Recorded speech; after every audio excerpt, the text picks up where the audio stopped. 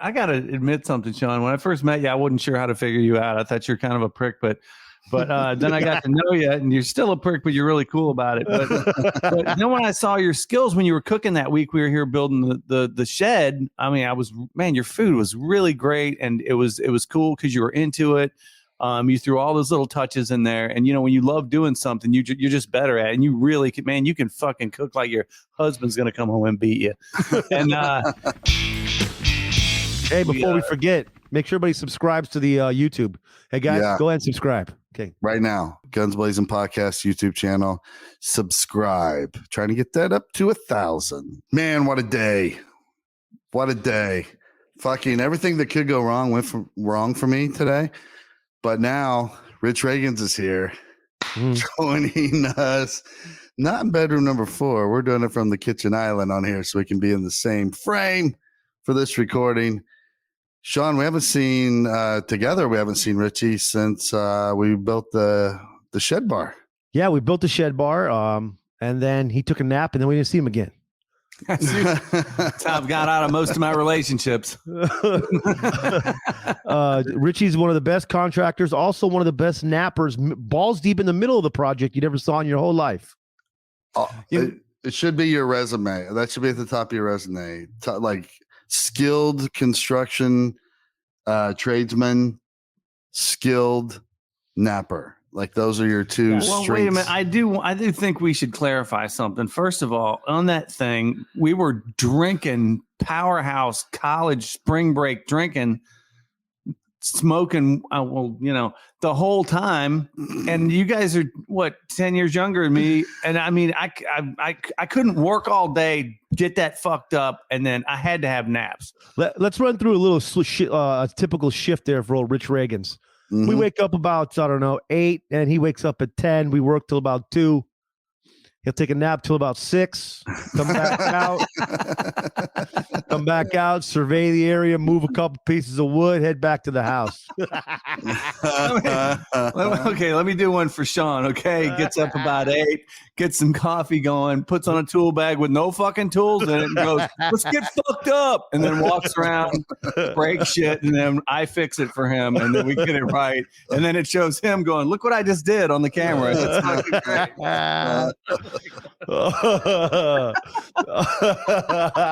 Halfway through the day, his tool bag was on the backside, and he didn't even know it yet. Also, I got Richie up at 10 to do the Monday morning coffee session with us for the Patreon folks, and he's had 2 naps since then. So I don't know that we can blame it on the shed building. I think it's just you're just a good napper, dude. Don't be ashamed of it. Like some people are just great nappers. I gotta tell you something. Okay, here's when I gotta have one, right? Mm-hmm. If I love waking up and then getting something to eat and then go back and taking a nap. I mean, I can just do that like that. Here's a crazy thing too: is I'm a terrible sleeper. Maybe it's because of the naps, but I don't nap every day. I don't nap every single day. But like I'm up here when I'm out of town, I nap a lot. I do. So you guys just go in vacation mode? I do. I go into vacation mode. Or after I eat, oh my God, laying down, taking a nap. If I got to choose between jerking off or taking a nap, usually taking a nap wins. I usually like to do it before I take a nap. Everybody wins. That's a good way to do it. Yeah, it's a good way to do it. I don't like to jerk off at other people's houses though. Like when I'm here. Yeah. I appreciate that. I know. Well, I did last night, but I was standing over you while you slept, so I didn't want to wake you up and make it weird. As long as I'm asleep, I don't really care. I mean, what I don't know won't hurt me. That's my mantra. You get kind of conditioned though as a comedian. Like when you're on the weekend road, I'm a fucking mean napper. I don't do shit during the day when I'm doing stand up on the weekends. I'll go find something to eat real quick if I'm a little bit extra motivated. Mm-hmm. But yeah. I mean, I'll take a bunch of naps. I hear a little bit of an echo. Oh yeah, it's probably gonna happen. We got this fucking StreamYard operation going here, and it won't let us wear headphones and broadcast audio. So there we go. That's all right. It went away. Hope for the best. Yeah, I started off today. I bought the iPhone 12 Pro Max, right? And then after all weekend of lugging it around in my pocket, I determined it was too big to carry around. It doesn't fit in your pocket. First of all, pockets nowadays are so short. Like a a tenth of the phone would stick out above your pocket. Right. And plus I got thin legs anyway. So width wise, it's 3/4 the width of my leg. So it just looked ridiculous. And so I called my son Bailey because he got one. I go, you have any trouble carrying that thing? He's like, it sticks out of my pocket. And I'm like, but it doesn't bother you? He's like, oh, the camera's worth it. So I almost kept it just for the camera, but I read up on it and like they're pretty close. So I go to Best Buy and they said you have 14 days to trade it back in, right? Mm-hmm. So I go back in there. And what they didn't tell me was you only have 72 hours to trade it back in to avoid a restocking fee of $45. And then Verizon is going to charge you another activation for the new phone because it didn't happen within 72 hours. So I'm like, what the flying fuck? So now I'm like $125 deep in again just to downsize the size of my phone. I'm in there.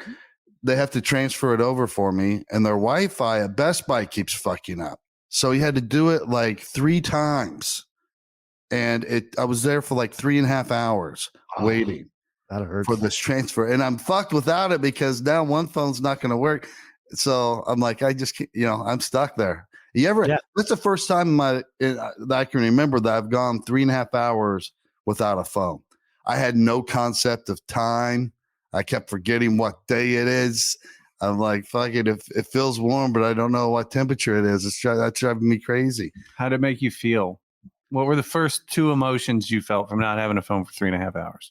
I felt like I had, that opening scene in Planet of the Apes, like when he crashes in his spaceship and he gets out and the world looks different.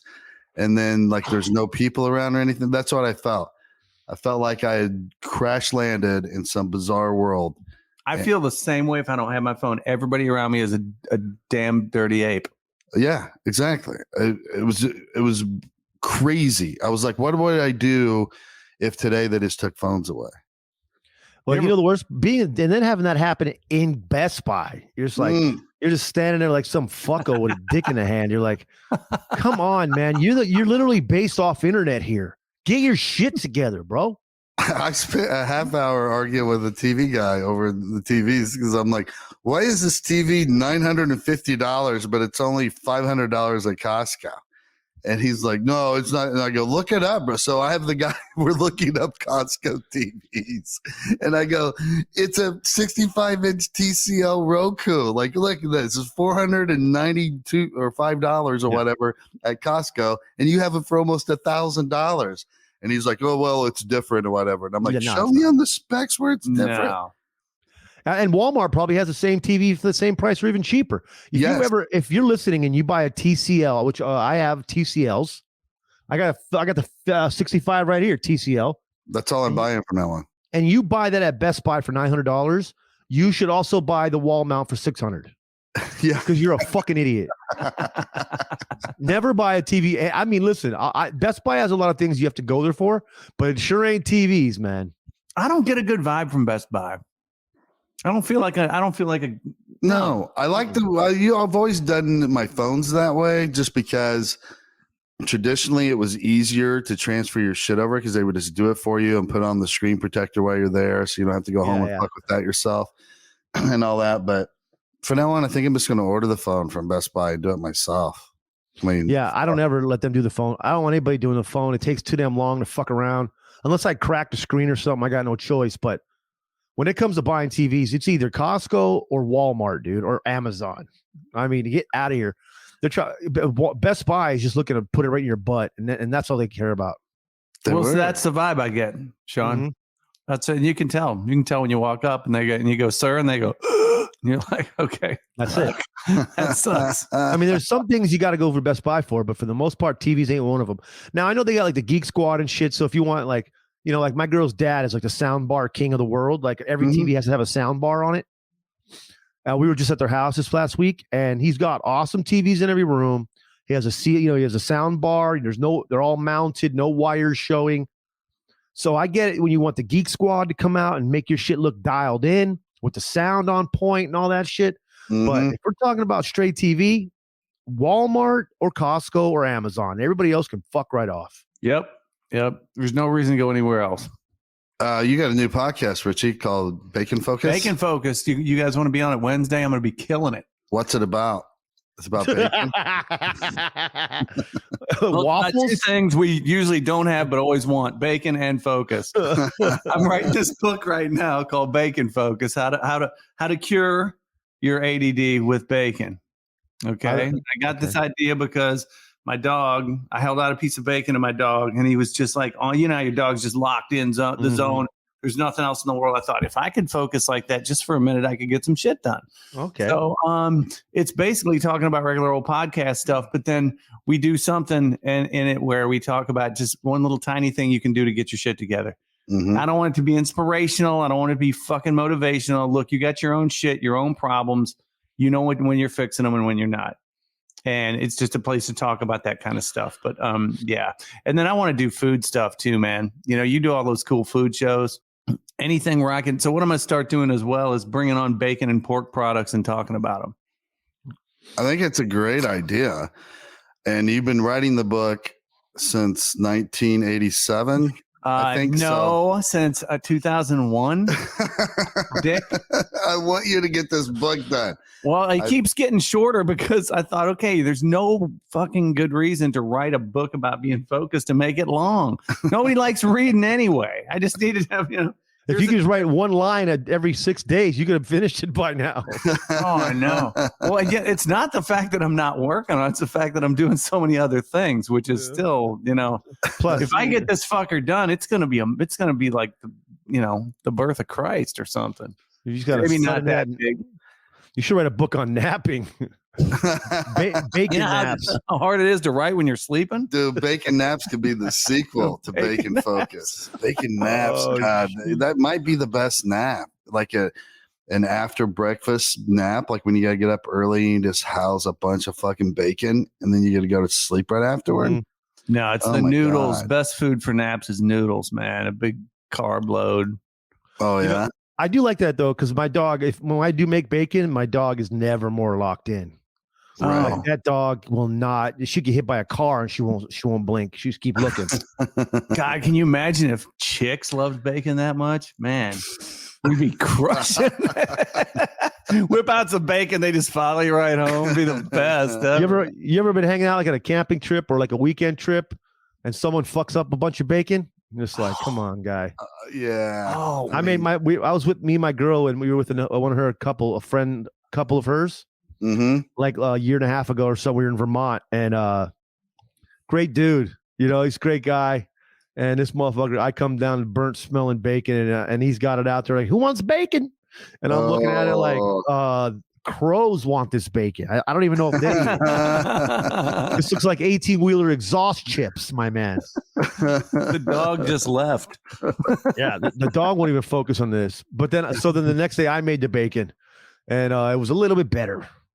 Well, I gotta admit something, Shaun. When I first met you, I wasn't sure how to figure you out. I thought you're kind of a prick, but then I got to know you, and you're still a prick, but you're really cool about it. But then when I saw your skills when you were cooking that week, we were here building the shed. I mean, your food was really great, and it was cool because you were into it. You threw all those little touches in there, and when you love doing something, you're just better at it, and you really can, man. You can fucking cook like your husband's gonna come home and beat you.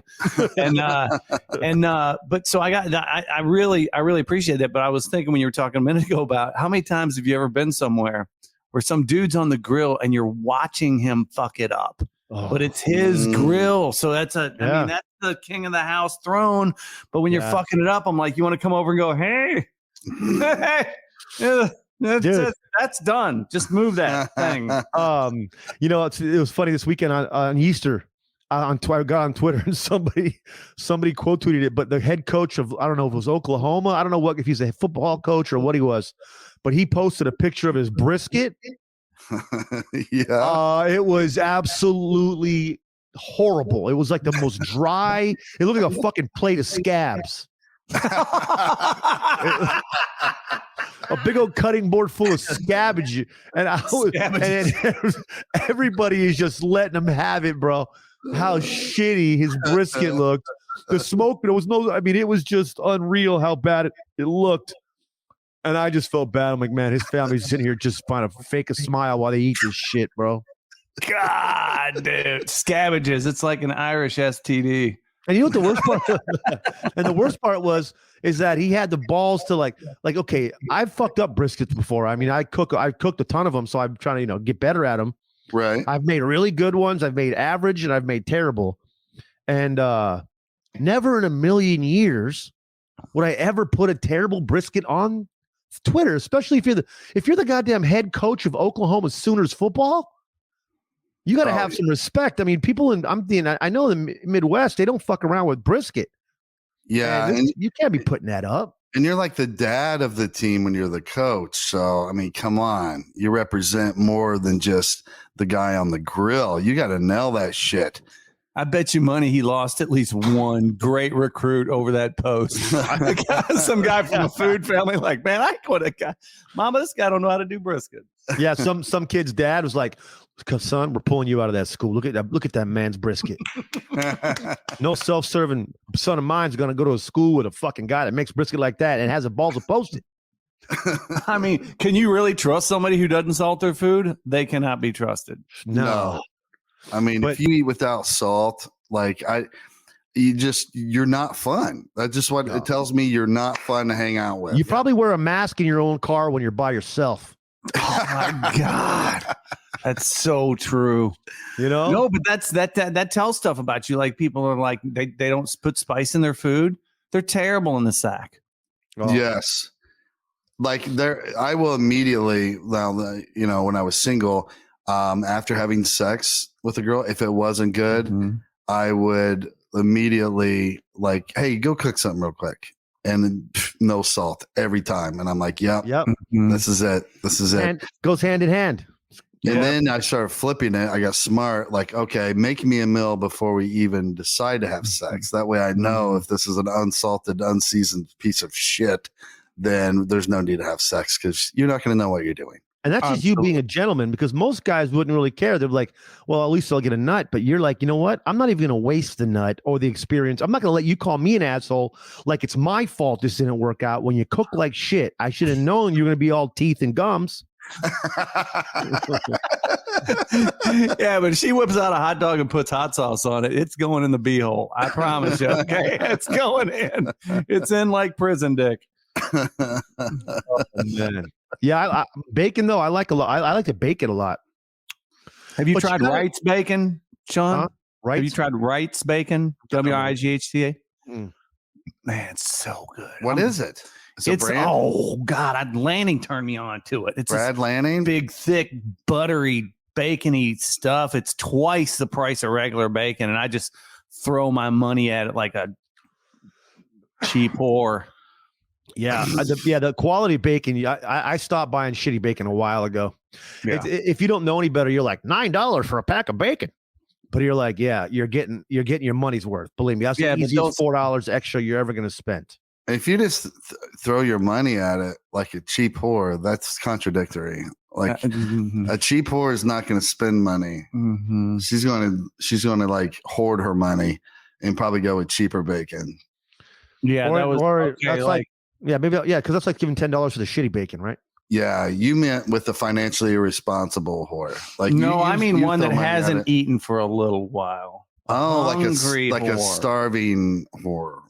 I'm just a whore for food things. I mean, let's be honest. You pay $9 for this pack of bacon. Mm-hmm. You'll go down there in Broad Ripple and spend $14 on a burger. Yes. And you get a pound of bacon to do whatever you want with. Mm-hmm. So, and that's the thing too. I think people that really have their lives figured out know when to spend the extra money on quality and when to be cheap. Mm-hmm. Like you just said about the TVs. What are you, a dumbass? Don't go to Best Buy. But when it comes to buy really good, We got Richie here, right? And I'm about to, after we're done recording, I'm take him out to school him in some cornhole. Oh, nice. But we were talking about finding your motion or whatever, finding that your shot, your stroke, release, finding the shot. Yeah, finding the stroke. I had it, and now I'm a little bit worried because I threw some bags after we talked about it on the coffee sesh, and First 2 rounds, I had a 4-bagger and a 3-bagger, and then I lost it. See? I lost the follow through. I couldn't find exactly where it was, so I don't know what's going to happen. No, it happens like that. I felt that happen. It would come in streaks first. First, it happened in streaks. I'd have for a few rounds, and damn it, where'd it go? But then all of a sudden, now I'm locked in. It just happens like that. I think like whatever it is, you'll start to find it, and then it slowly comes, and then boom, it's there, and then it won't go away. But you got to keep on working. Nice. Now, Richie, we brought you on because you said you had a story about the first time that you had ever had a thumb up your ass. You want to share that with us? The second or third time? The first time. The very first. Well, he was bigger than me. Yeah. Well, I mean, you do what you got to do. I mean, are you talking about actually do I have a story about that? I don't know. I was putting you on the spot hoping you had one. Oh, well. Do you really have one? No, I don't have one. You've never had a thumb up your ass ever? Not a thumb. I've had a girl. Finger? You've had a finger in your ass? Yeah. One little nuck? One nuck never hurt nobody. No, one all the way. No, one. Yeah, one. This one girl. I'll tell you this. I'll never forget it. This girl. I worked at a like a little Walgreens store, like a little drugstore when I was a kid. Okay, and there was this girl there named. I'm not going to say her first name. I didn't know we were going to talk about a story from your childhood. No, I got to tell you about this.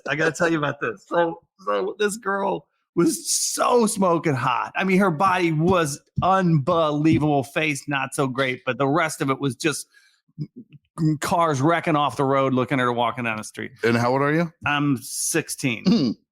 So I'm 16. Can you imagine how dumb I was at 16? It's not even calculated. Any consolation how dumb you are now. Exactly. That's the point I'm trying to make, buddy. You're right there with me. Stay with me. So I finally just have the nuts to ask this girl for a date. She says yes. I can't believe it. I go to I come home from work to get rid of my little vest and stuff, and she's with me. I said, we'll go to my house. I'll change clothes and then we'll leave.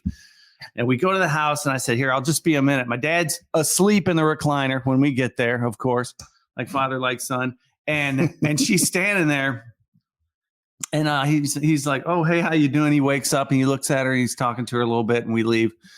We go out. We're in my dad's Volare. I had no idea about butt play at all from a woman. Never even came. 16. I'm 16. I know nothing. And she was like 19. And so we're in the back of this car, and she's like, hey, check this out. And I was like, what planet am I on? Had no idea what the hell was going on. But anyway, wait. Out of nowhere, on your way to your first date, she started playing with your asshole? Yeah. I mean, what a hooker. Like, she didn't sing her fingers. She just got on it. Okay. She didn't. Wait a second. Were you at least kiss her first? Or, I mean, did she go straight for without even a makeout? No, I mean, we've been making out for hours. I mean, she didn't just run out. We went and parked somewhere and got in the back seat. And then she was like, I'm getting all worked up now. Give me your butt. And I was like, well, I don't know what I'm supposed to be doing right now with my life. Like, where am I? So I get home and I walk in the door and my dad's there and I go, so what'd you think? And he goes, I think that's too much woman for you to handle. That's what he said to me. He was pretty damn good. Not only was she hot as hell, he knew the deal. I was like, dude, she taught me so much. That's why I'm such a great lay now, buddy. A lot of it's because of her. 19 years old, and her first move is to go for the butthole. I mean, she must have been dating older dudes for quite some time. She actually was. There's no other explanation. She went to jail for check fraud at some point in her life. I can guarantee that. I guarantee this too. I wish you could just go back in my mind and see what her body looked like. I don't even know what to say. It's like if you took an ice skater's butt. Mm-hmm. She had like ice skater's butt, but she just toned. I mean, she was a perfect 10 from the neck down. And above all, pretty feet. Big knuckles, though. Big knuckles on her. Just on that ring finger. Oh, man. I remember when I was in the very first time I attempted, somebody wanted to kiss me. I was in like 6th grade. Something like that. I don't remember. I was in California. I remember I was out on the playground and this girl came up to me. She goes, hey, Denise wants to date you for a couple of weeks. And she wants to date you and French kiss you one time. And I was like, okay. I don't know. I guess so. So, but I was scared shitless, right? I don't know. I don't want to kiss no chick. I'm in sixth grade. I'm all nervous. So I'm bobbing and weaving this chick. You know, we whatever, we're dating at school. And but by the way, I never knew at that time that this was like an agreement. Like she wanted to know if you want to go out for 2 weeks and she wants to make out with you one time. I'm like, oh, okay. But I'm scared shitless. So planner. Yeah, I'm bobbing and weaving this. I'm nervous as shit. So one day she catches me slipping. I'm walking home. She catches me out walking between home and school. And she goes, you want to go make out? And I was like, yeah. So we go back behind the school, and I'm nervous as shit. So she's a 7th grader, and I'm like and she's 2 years older than me. So we go behind the school. It's already, school's out or whatever. It's like 5:00. We go behind the school, and then I go in for the kiss. And I used to have this tooth right here is fake. So, but it used to be a big old buck tooth, right? I think these stuck out, right? And we go in for the kiss, and we bang teeth. We just straight bang teeth, bro. And she goes, "Oh, you got buck teeth," and I was like, "Oh no!" And then we just walked it off, bro. Didn't even try again. And then she broke up with me after that. That was my first kiss situation, like my first attempt, not my first one. That was my first attempt. I think I was 6th grade, and this girl. Just like you said, you make an agreement to be, through a third party always to be boyfriend, girlfriend. So her friend came up, was like, yeah, she wants to be your girlfriend, whatever. I'm like, okay, well, we're going on there was a field trip to the bowling alley that night for a school field trip. So she's like, you got to go. And I was like, okay. So I go, everybody's bowling, and we sneak outside behind these bushes. And she's like, hey, she wants to kiss you. And I'm like, okay. So I kiss her, and I didn't know anything about tongue or open mouth kissing, anything like this at this point. And then after she's like, you can use your tongue if you want. And I was like, for what? Like I had to let him use my tongue. Like what? She's like, you kiss me with your tongue. And I was just like, oh, I knew enough. I was a smart kid. I'm like, what in my head, what I think I'm about to do with my tongue as my first guess what to do with it is going to be terribly wrong. And then she's going to go tell everybody that I just fucking came out here with just my tongue out first, And so I'm like, I was just honest. I go, I don't know what you're talking about. Just do it to me, and I'll figure it out, I guess. So she teaches me how to French kiss there. And then afterwards, she was like, her friend came up and she said, you don't know how to French kiss, so she doesn't want to be your girlfriend anymore. And I was like, okay. Send in the professionals. These older chicks just stunting our young growth. Mm-hmm. Oh man. You know what else? Remember when I walked away, we were holding hands, and she saw someone she knew, and she let my hand go. Oh man, isn't that funny? I just got my ass just busted up. Man, that was. I don't remember my first kiss. I was kissing girls my whole life, man. Yeah. Yeah. Well, that was before cars. It was riding horses. It was probably out back stables or something like that. Anywhere there was a corner, I was on the other side of it kissing somebody. Did you grow up in Louisville? I grew up all over the place. My dad worked for Reynolds Metals, and he was really ambitious. So anytime he would get a promotion, we would move. So I was born in Indiana, and we lived in Indiana, another place in Indiana. Then we moved to Michigan, then another place in Michigan, then Chicago, then Virginia, Richmond, Virginia, and then back here. So, I was always a new kid at school all the time and stuff like that. But yeah, man, we is that where you first got like good at comedy? Like you had to impress people quick, so you're like, I'm just going to how to be funny. I just come from a really funny family. I got a lot of really funny people that are funny. My cousin Richie is twice as funny as me. Really? Oh, my mother told me, she goes, if Richie ever starts doing comedy, he's going to pass you like a rocket. Do you have his contact info for next episode? I'll send it to you. And I tried, check it out. So this guy's a self-made. Okay. He's my exact size. We're the same size. He's 2 years older than me. We used to work for my uncle's water treatment company. He went out and started his own water treatment company with a fake name of Rick Thompson. He still got the business card and he's the hardest working guy you ever met in your life. He worked his full-time job. Then he built this thing. Me and him built it in his garage. We bought a big 100-gallon tank and a canoe paddle and started mixing up our own shit and selling chemicals for cooling towers and boilers. So he ends up I'm just making this quick to tell you how badass this guy and he's this funny as well. So he buys a piece of land, a 5-acre piece of land, pays cash for it every month. Once the last payment is paid, he builds a lumber package and we build a pole barn. And right now they're doing about $3.5-4 million a year. Everything's paid for. He's got 20 employees, 20 trucks. He makes just stupid money. He built his own dojo and in jiu-jitsu, and he's a black belt. Oh, that guy. Yeah, this guy. Okay. You might have met him, okay? Yeah. But he's so funny. I tried to get him to do a podcast with me years ago. I'm like, dude, you don't understand. If you get on a podcast, he's just the funniest dude I ever met. He's so funny, and it's just so natural. He's funnier than every comedian I know. Really? Yeah, just in regular conversation. Yeah, and you know the whole thing about Will try it on stage. He can't. Okay, I had a 50th birthday roast, 40th birthday roast. Yeah, that was different. That my wife put on for me.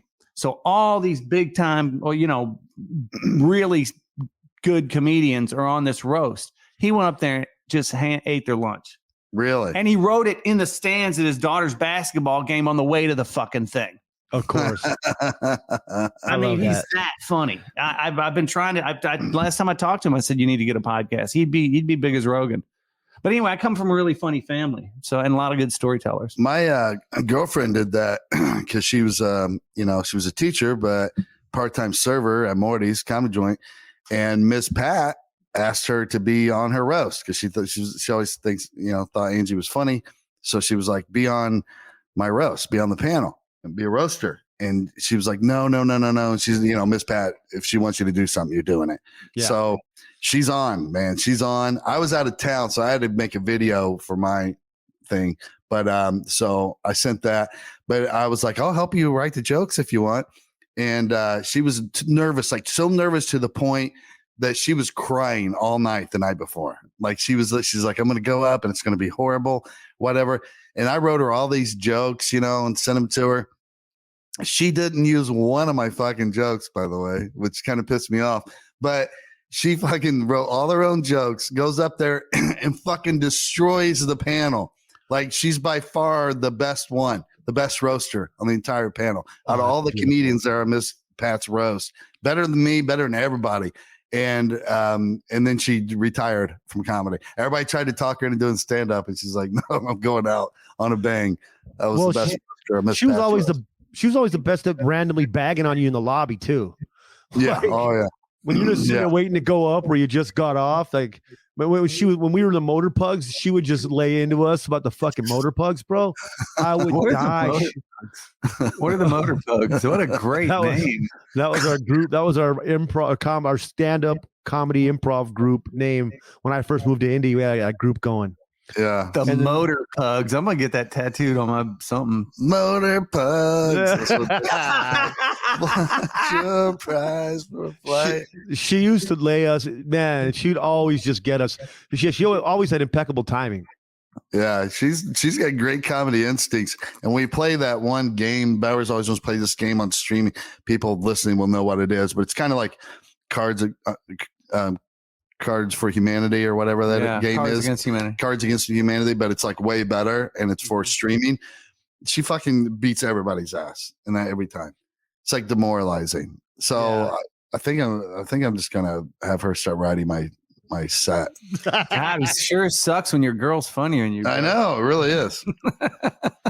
My lady would never in a million years do stand up in front of anybody, but she has like the best like attitude style, like which is like I'll be saying something I'll be playing Call of Duty or something, and then I'll be like, it's a fucking cheater or something. And she always has something. It's not she always has something to just perfectly say, like in the moment, and only I can hear it, Yeah. But she is just well timed when she wants to talk her shit.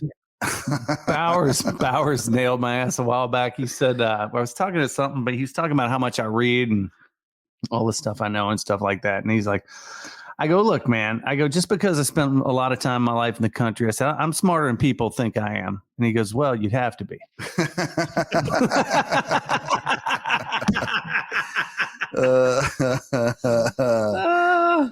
Back to you, Richie. We talked about your first finger in the butt. It was not a thing. Okay, I don't know when that was. Okay. Oh, look, it was rim play. It was rim play. Rim play. Okay. Your first kind of experiment with rim play. Orally, how do you stand on like a tongue on your asshole? Like, or do you do that? Do you toss salad? Do you like yours being tossed? Until my kids are grown, I'm probably not going to be sharing all that stuff with you, but I will. But I will tell you this. We let go of this kids are podcast, out there buddy. listening. Kids, when a Christian man and a Christian woman love each other, and they want to make a baby, but they don't want one in 9 months, they can do other things. I think this: if I'm with somebody I love, there's nothing off limits for me. Really? That's interesting. Nothing. Why would there be? If there's one part on you I won't lick, then we don't need to be hanging out. Even that part. It's off limits for me, Shaun. Like I'm not going to do that. Definitely don't want you doing it to me just because I respect you as a person. And I know what happens down there to me. Like I'm 49. There's a lot of things that come out of there that shouldn't at this, it's just part of getting older. There's a lot of leakage, whatever. I don't want you exposed to that. So Leakage? Where the hell did that come from? It's from my butt. That's why you got to go right to the. Oh, I heard you in there today. Yeah. I've tried. Fresh out the shower, Todd. Well, fresh out of the shower, maybe. Like maybe in the shower. Maybe I would try it in the shower while the water's running down because I know it's like massage room, real time cleanliness. But definitely not just spur the moment into the night. Hey, let's have sex before you go to bed, go to sleep. I'm not doing that. And don't do it to me because it's going to be bad for you. Yeah. What about you, Shaun? What about you? Listen, I'm not saying that in my life has it come up a time or two, but look, especially in that moment, in the specific showered areas. Okay, maybe during the shower, but straight out after a night, no, I don't want to subject anybody to that, bro. I'm at the point in my life where somehow shit can get underneath the toilet seat. Like I don't even know how that trajectory works. So I wouldn't want to subject my lady to that. Well, it's only Mr. Analingus over here, he's got the butthole. He got butthole focus. How did this get here? You got butthole That's the only reason I'm on the phone. You're like, I'm going to bring him in here and just make him the butthole king forever. You need somebody to smack the fuck around. I'm still mad at that bitch breaking up with me about the tongue thing in 5th grade. I'm going to punish this butthole focus. Oh, man, that's good, bro. Well, you walked into a days are over. You walked right into a trap today, buddy. That's a bear trap. That's funny. You just headlined Helium Comedy Club. How was that? It was fucking awesome. That's a great club, man. How was your weekend, Rich? You have some good shows? Yeah, and we had a lot of people in there too because they had Russell Peters was going to be there and then he canceled, and then John Caparello was going to be there. He canceled, and I was supposed to feature for them. And Avery just said, "You want to headline?" I said, "Hell yeah!" So. And my niece came up she just moved here. I need to introduce you to her, Madison. She's working up here and living here now. So she brought 15 girls. And then my super fan Rex came, Rex. Yeah. Rex and Nikki go everywhere you go, bro. Yeah. They go everywhere I go and they show up, and I called them. I was like, hey, and then they pay full price to see me. I'm like, dude, look, I'm going to cut you off the pass here, and paid for his ticket, or got free comps for him. So no, but it was great. We did a lot of stuff. Brett Terhune is so funny and so cool. He's hilarious. Oh, he middles for you? Yeah. I'm that funny, motherfucker. Yeah, I know you're that funny, but I'm just saying from a numbers standpoint, I thought he would only be headlining anywhere he does. Yeah. Well, I messaged him. I asked him, I said, hey, look, I know you're a headliner, so I'm not trying to insult you, that deal. I said, but I said, if you're not doing anything, and he said, yeah, cool. And I thought, wow, man, he'll bring a bunch of people.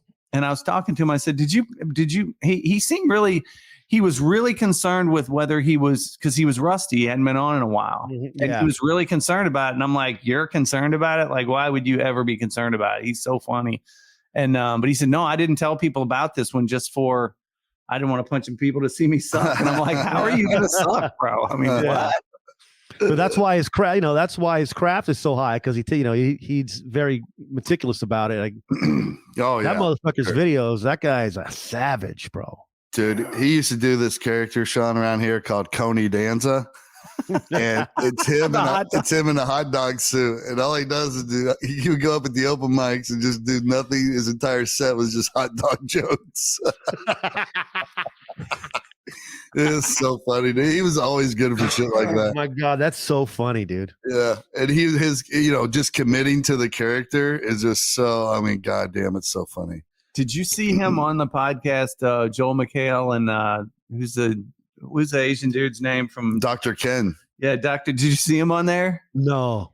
Oh, dude, so he's just killer. he's rednecking out and he's his character. And Dr. Ken was but Dr. Ken was kind of like, you could tell he's seeing and listening to it, and it's like he would almost act like he was actually the real dude, and then every time he would like get a little nervous, he'd ramp it way up and be like, "Oh damn, we're fucking." I mean, it was so good. He was so good on there. They couldn't do shit with him. He was full in character, and he kept calling Joe McHale. He'd be like, "You know what I'm talking about? Talk soup."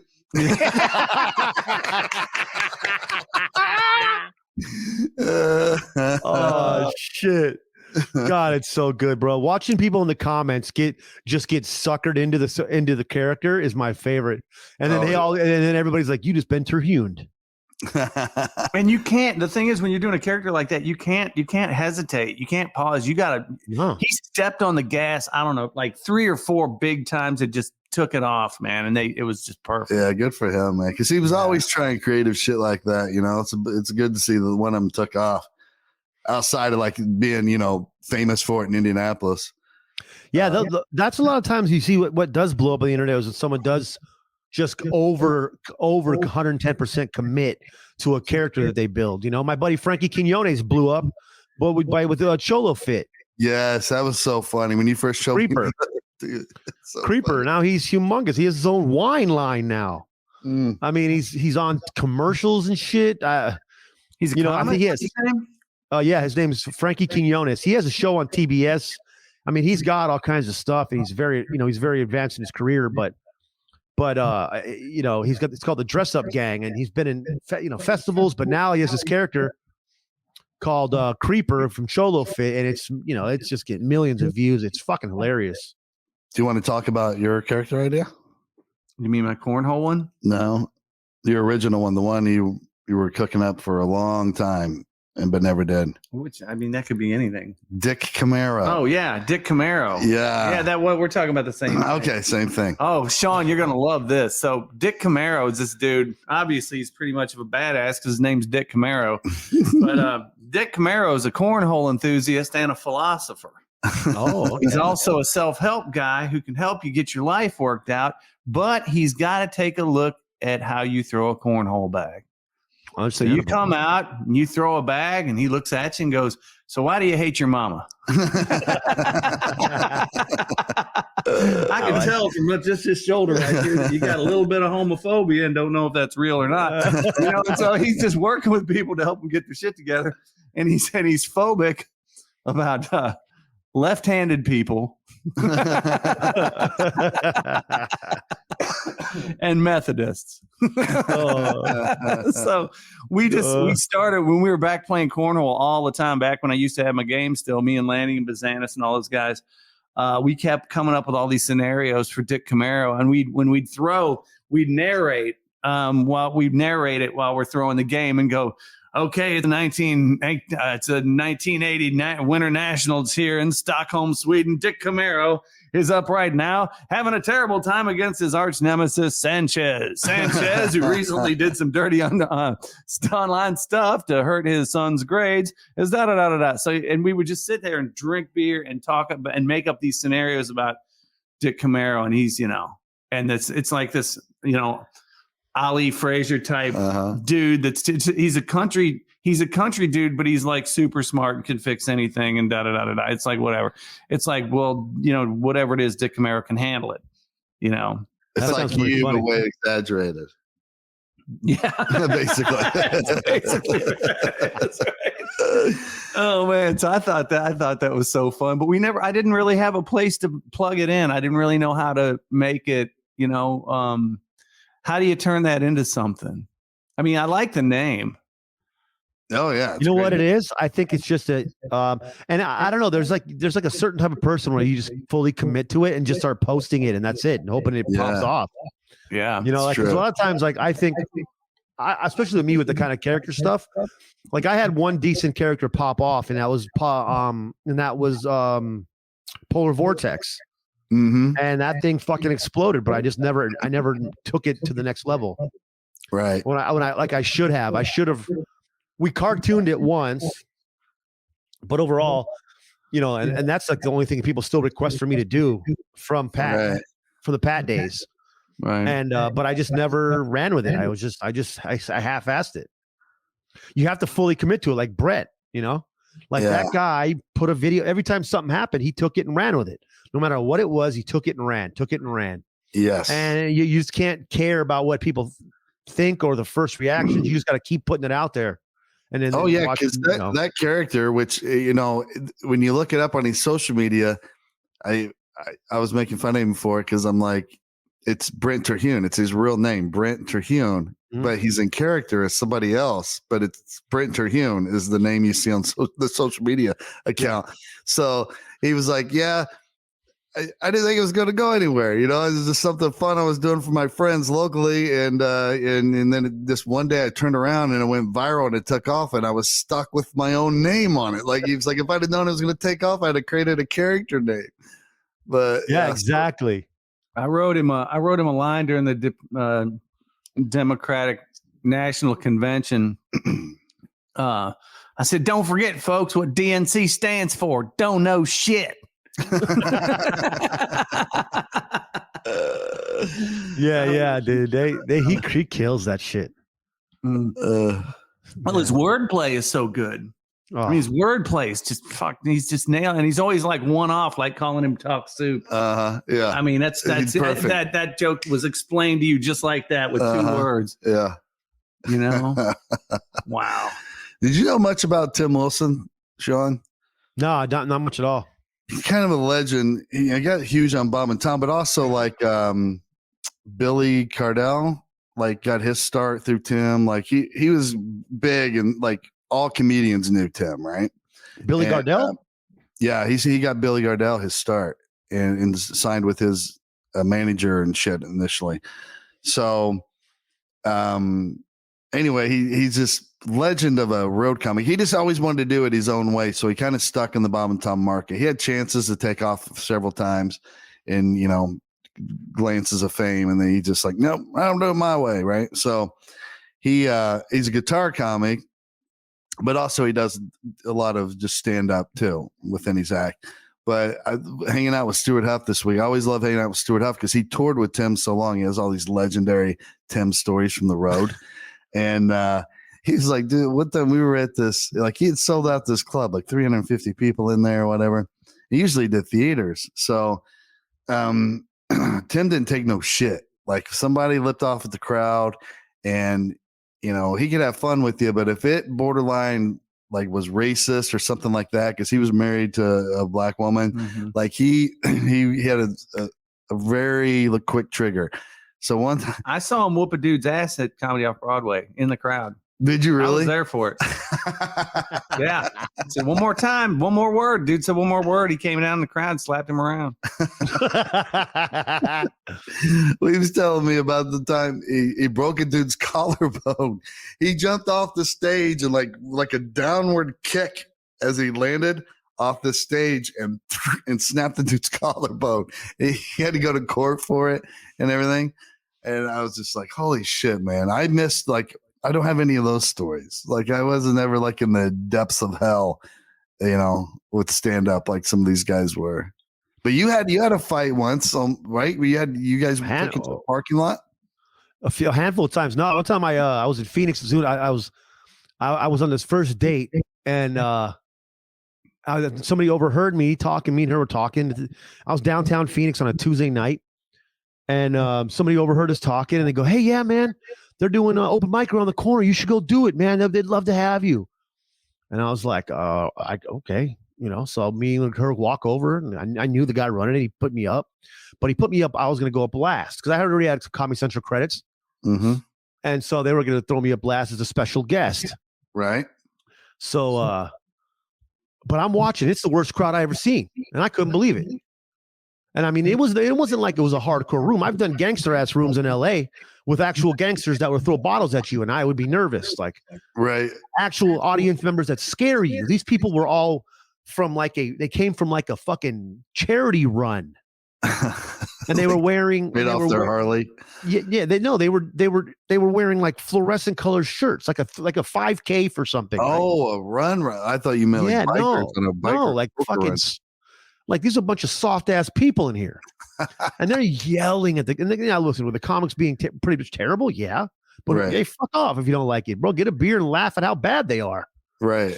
But they're yelling shit out like, why do you do this? You suck, shit like that, right? Oh. And I'm in the back. This is when I was drinking whiskey heavy, and I had a little bit of a problem, and I had a lot of hate coming out, and I was just in the back, just cooking up, bro, just cooking up. And I'm in the patio. You're listening to people talk shit. And I go back in and I'm on my 5th glass of whiskey. And then they call me up on stage and I go up there and I go, I ain't saying one joke. They gave me the whole fucking spiel open. This guy's a special guest. You'll see him on Comedy Central. And I get up there, bro, and I got a fucking Miller Lite and I got a glass of whiskey and I drink my whiskey. I go, this is the worst room of comedy I've ever seen in my life. I'm not telling you motherfuckers one joke. You guys suck balls. And I'm laying into them. I go, I don't know who you think you are. Do you think Richard Pryor's going to walk in here at an open mic on a Tuesday, you pieces of shit? The level of disrespect you've shown these comedians is absolutely horrendous. You can all fuck right off. And I go, you too. I heard you outside, that mouth, all that shit you were talking. And then so, they start kind of like yelling stuff, right? But I'm being pretty aggressive. Everybody else was very soft for me, right. And I'm obviously can be a very aggressive dude, and then I go, you know what? I don't matter to me. It don't matter because I could beat the fuck out of anybody in here. Oh. And then from the back of the room, all I hear is like a chair being like tossed to the side, and this dude just comes barreling at me. He's full speed ahead, bro. So I put my shit down. Yeah, I put my beer and the drink down. And whenever he gets up to me, I put every ounce of might in my body and launched this kid. 2-hand push to his chest. And he goes flying backwards. But the best part is that all the chairs are on wheels in there. So he goes flying, hits a chair on wheels, and keeps on going backwards. So he's gone, bro. He's a good 15 feet out. And then I get surrounded by like 8 people in fluorescent shirts. So I fucking jump down, bro. I'm in full on. Let's roll. Who's gonna do it? Let's go. Who's gonna do it, pussies? I'm yelling at them, but they're all bitches. Ain't none of them gonna do nothing. Right. So we get out. So then the bouncer kicks me out. Oh, yeah. And I'm like, all right, little pussies, I'll be outside if anybody wants to step it up. So then we get outside, and one dude decides he's come out there, and this guy was just drunk balls. Mm-hmm. And he comes out there and he's like, girls holding him back. I'm like, yeah, your lady's holding you back. So he gets around her and I just bitch slap this guy right across the face, bro. I didn't want to actually punch him. I felt bad, but I just wind up, wham, bro, right across his face out in front, bro. And then they kicked me out, dude. And the girl never talked to me again. This guy has anger problems. Dude, but I couldn't believe it. Bitch slap. If you do it right, you can clock a motherfucker with a bitch. I would rather be punched than open hand slap. He just walked away like nothing happened. Because he had no business trying to fight. I think that he thought that if people pretended to hold him back, nothing would happen. Right. But then I mean, I Louisville one time almost got in a fight with some old dude, and I mean, I've been to several. Somebody threw a bottle at me before at a room. That time I was actually scared because they were real gangsters. I moved my shit I kept making fun of them, but then I didn't come out the back for about 2 hours. I was waiting for everybody to leave, bro. Those guys. That was in Montebello. That was a real gangster room. Damn. But yeah, that was that. But the best part was like looking back was watching that guy. Like his hands and his feet as he rolled out of that chair, rolled right through the middle, back to the. But I honestly, but the comedians basically carried me out of there like I was Troy. Oh yeah, I bet. Yeah, because I mean, you know what? There was some terrible comedy going on there, but I just couldn't believe like these soft ass people were acting like they were some hardcore people. I know exactly those people too. Like, cause they all play in a beach volleyball league together, you know, on Tuesday nights. And not even 2-on-2, it's like 6-on-6, like a bunch of clowns. Yes. Co-ed volleyball. They like their whole circuit, and then they all did the 5K run together. Yeah, just groups. That's a problem. Mm-hmm. Too many of you people in one place make me nervous. That's what Cleveland said. Yeah. You know what? You all are in your fucking group because you ain't a lone wolf like we are. Yeah, bro. That was a good one. That was a wild one that time. That is wild, bro. I just remember just sitting there letting it cook up, dude, in the back of the room, just letting it cook. Just waiting to go up there, telling them they ain't shit. I haven't done it. It's an open mic on a Tuesday, buddy. What do you think's going to show up? George Carlin? Richard Pryor? You think you can watch Pryor? Yeah, it's amazing too that people go in there and be like that to the guys performing. And I tell you one thing, like when I was in Ireland, there's no hecklers. I mean, I did 6 shows over there. And I did not see, there was not one heckler. They just sit there and listen and cheer. It's like a theater crowd, but they're crammed in all these tiny little spaces in these old buildings and stuff. Nobody does that. They're just cool. They're just art of story. It's the art of storytelling to them. And over here, they're like, and all this kind of shit. Yeah. Like, oh my God. that shit just, it's so bad. Yeah. That same way in Australia, everybody was so nice and respectful. And they just listened, man. They listened. They just enjoyed it. Well, it's like trying to tell somebody a joke while they're talking to somebody. They're not going to get it. Yeah. You got to listen to the setup. You got to listen to the punch or you don't get it. But then they don't listen to the first part. Go, I don't know. I didn't think it was that funny. And you're like, what the bitch? You were on your phone the whole time. What do you want? Yeah. I don't know how, like I've gotten lucky. I've never had like anything that confrontational, but I've crossed the line a couple times and just gotten away with it for whatever reason. One time I was at Wiley's and, you know, were you with me when that drunk lady that brought her son for his 21st birthday just ruined the whole show? It might've been Vibert, or was it you? She ruined the whole show. I mean, the whole night before I went up, like everybody's set got fucked because she just would not shut the fuck up. She wanted the whole show to be about her. It was her and another lady and this 21-year-old dude who turned out to be her son at the table. And she just after everything you said, oh, tell me about it. Like, or remember when you went and did that? Remember, hey, tell him about the time you got pregnant and that, you know, just going and like the whole show, bro. So finally, when I get up there, she's going on and I'm trying to ignore her at first. And then she goes, it's his 21st birthday. And I go, all right, happy birthday. And 21st, I said, give him a beer. It's his 21st birthday, beer on me. And she goes, make fun of him. He's my son. Make fun of him. And I go, such cringe. Oh, I was like, I think he's clearly been through enough the last 21 years. Like he's here on his 21st birthday with his loud ass mom and nobody can stand. Like that's how he's celebrating his 21st birthday. I was like, wait, better. I said, you know what? When we're done, I have a rope in my trunk. You can just borrow that and just get this shit over with. Like, just hang yourself, brother, because it's like not getting any better. And she got pissy. She got pissy and started going off. And then somebody from the crowd from behind her goes, if you don't shut the fuck up, it was another lady. I'm going to drag you out of here by your hair. And I was like, oh shit, I just started the fucking war. Yeah. This is going to be bad or whatever. And she turned around like all shitty and she looked at this lady behind her and this lady looked like she could drag her out of there by her hair, no problem. And she just grabbed her purse and fucking left. And then everybody was like, oh, and I said, get her a beer. Yeah. But that's how it is. That lady, that one bitch that won't shut up, that makes the show all about her, always gets mad when you say something. Oh yeah. Always. My buddy Michael Perkins told me a month ago, he's like, man, you remember at the Improv, that lady in the wheelchair? You kicked that lady's ass in the wheelchair. I'm like, what? I didn't even remember. I'm like, what are you talking about? He goes, and then I start remembering. He tells me the story. I got heckled by this lady in a wheelchair. Oh. And she came in halfway during my set at the Improv when it was downtown in Louisville. And she's like, "Wah!" just the yelling like a pirate yelling from another ship shit. She kept just launching shit. And yet there's not anything decipherable that you can't work with it. You can't. It's just I'm like, "Look, bitch."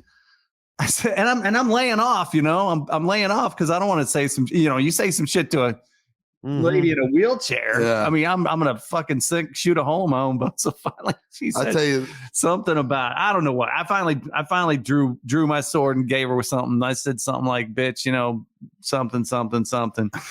And she goes, "What?" She goes, "I'll kick your ass." And I said, "You will?" She goes, "You think I can't kick your ass?" And I go, "Not if there's stairs." And they went, "Oh!" Like that. I said, "I'm just gonna look for stairs, lady." And oh god, it was awful. But I mean, you talk about pull a punch. Fuck this. Yeah. Let her have one. The funniest thing I ever seen was at Morty's, and remember in the old club, you guys, where if you're stage left, that upper tier that was like a third of the room seating wide, that whole tier was a cancer fundraiser charity, and they had their 5K run that day, and were there. They bought a group package for this thing, and before the show, like. Avery was smart, the manager. He did an announcement. He thanked them for being there, and everybody applause, whatever. And it's that way, like all the comics know. And plus, he had a meeting in the green room before it was an open mic, and he had a meeting with all the comics. He said, "Hey, just so you guys know, this upper tier, like a third of this crowd, well, actually, probably half the crowd was the cancer fundraiser people." So Bowers was somewhere else, got to the show late, goes up toward the end and does nothing but this new bit he was working on about how cancer fundraisers are bullshit. And fucking, he's getting nothing, right? So he's getting nothing. So he just keeps diving at it harder. He's like, what? Like, and the whole bit was about how, we're not curing cancer, but we keep having the fundraisers. Like, where's all the money going or whatever? And then he borrowed a line that I had back, that was just a one-liner in it that said, what if running 5 kilometers, what if one day they find out that running 5 kilometers causes cancer? Like, and Jesus Christ. I mean, he could not have custom made a set to go wrong more perfectly than he did on this night by not knowing that those people were there. And he is eating the biggest dick. And then finally he just stops and he goes, "All right, what the fuck's going on? Like, this bit's funny. Like, why is it getting nothing?" And then I yell from the back room, I'm like, "Because half the crowd's here for a cancer fundraiser." And he goes, "Okay, thank you. Good night." And he just fucking that's a good move. And that got a huge laugh. And he just afterward he apologized, and they were like, we were laughing, but we were afraid to laugh out loud because we were afraid to make the other people uncomfortable. Like, we were laughing at your misery, so we got something out. That's a mean Bowers move right there. Oh yeah, funny. Man. I had this joke where the thing where I talk about, can we all just have a show where no one's offended? And I say, if you got, I don't care. We're here to make fun of everybody equally. So I don't care if you got one eye, 3 legs, black, white. If you're a Siamese twin and you're sitting in the front row, I'm probably going to say some shit. But I remember one time I used to say, I don't care if you got one eye or one leg. And then there was an amputee, a military guy in the front row. And I was like, I'm not saying that. So then I added to 3 legs because nobody's got 3 legs. That's a better way to say right. You gauged the crowd and changed it. Yeah, because I'm not going to, that's going to make somebody feel weird. So, I switched it up. You got to, like, and if you're doing something like, that's what I loved about Bowers. Like, he doesn't, like, if I was getting nothing early on in that bit, I would be like, okay, abort, go to something else. He fucking dragged it out, dude, and just went harder and harder. Just harder. Committed.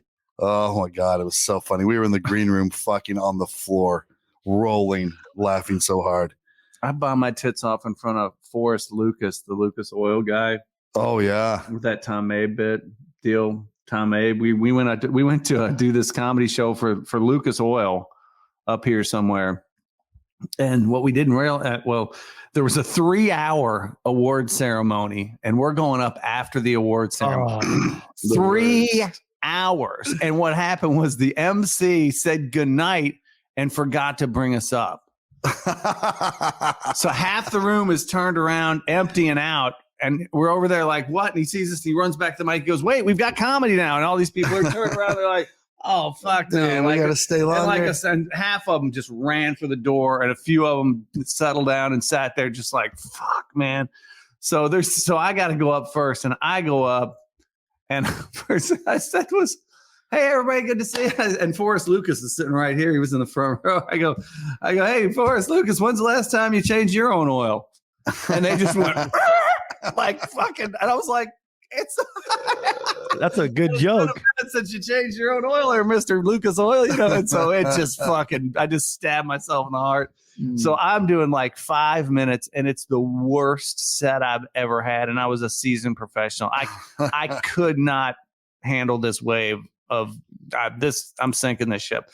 So I go, okay, hey, I'm gonna bring up Tom Abe. I go ahead and I go, no, here's what I did. I said, we're going to do it real quick, intermission, real quick, 5 minutes. I run off stage because there's no point in me being there. I'm just holding them hostage. So I run back. I go, Tom, look, here's what we can do. They're here to, I mean, you're the big name act. They're going to want to see you. You can pull this off. There's no point in me being out there. There's no point in me being there. So look, just go ahead and bring yourself up and just come on out there and let's start this off new and do a short set. He's like, okay, cool. So he goes out there, and he's just bombing too. He's doing better than I was, but they just didn't want to be there anymore. Yeah, they were fucking And done. He did like 6 minutes, and he goes, okay, here we go, Rich Ragains. And he picks me back up. And I run out. I'm like, what? And they can see me. I'm like, if I was behind them, so I run back out there. I told one. Oh, I was so pissed. We were fighting the whole trip back. We were arguing. We made up since then, but I walked out there. When I'm passing him by, I go, you motherfucker, like that. And I walked up and I did two jokes and then walked back off stage. It was that's horrible. It was a shit show. Hilarious. It is a shit show. It's even hard for me to watch basketball games at Lucas Oil Stadium. Well, thanks for being here, brother, and hanging out with us. Everybody check out Bacon Focus. It's everywhere. I know it's at least on Spotify, but I think it's everywhere else. Wednesday on Yardstream. On the StreamYard? Well, you mean the podcast? Yeah, the podcast. Yeah, it's going to be Wednesday, 8:00. What? The podcast. It's live? It's live. People can get on live on StreamYard? Yeah. What are you talking about? That sounds difficult. Okay, the anomalies, okay? You are the most... They always say Todd versus tech because I'm not good at tech. You are the most untech savvy motherfucker I've ever heard of. Okay. I don't know what the word untech means. We recorded 6 o'clock tonight, but when did they hear it? It goes out on all the like iTunes and everywhere like the next day, right? Yeah, they're taking care of all of it for me. They said all you got to do is show up and be funny. We just want to hear what you got to say. Just so you know, don't bother going and try to go to StreamYard to find us. StreamYard's a hosting platform. Go to iTunes or Spotify or somewhere else like that and just type in Bacon Focus. It's the only one that comes up real fast. Nice, cool orange icon, good looking album cover. That's Rich Ragains talking about how he wished he could focus better. And it's pretty... Look for the book. It's coming soon in 2047. I think I'll have it done by now. Pre-order, though. You can pre-order now. Yeah, you can pre-order now. No, it'll be out soon. Look for that, too. And it'll also be on Yardstream here tomorrow night at 6:42. He'll read it live. You can read it live, or you can read it. All right, we're out of here. Love you, Richie. Love you, Sean. See you, buddy. Love you, fellas.